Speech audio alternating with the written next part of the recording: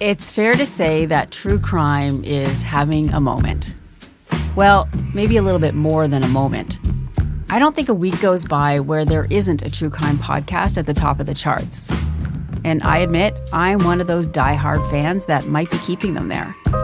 But with few exceptions, these stories are reported somewhere else first.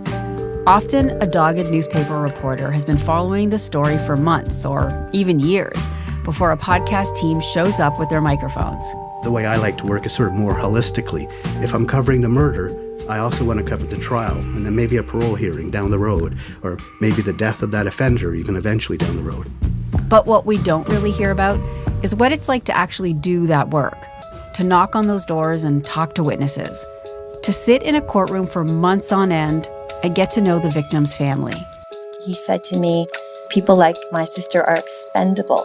People just don't care about her. To grapple with the hard ethical questions about what to publish and what to leave out. This was a high point for me in my professional life.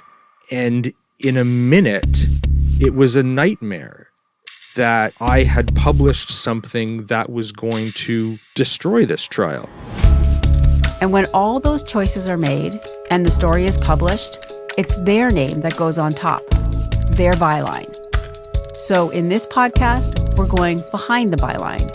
We'll talk to journalists about the stories that made their careers, the cases that changed the way they see the world, and the crimes that continue to haunt them. It's tragic, right?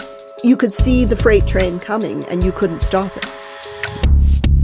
From Postmedia and Antica Productions, this is True Crime Byline. Subscribe wherever, well, you know what to do.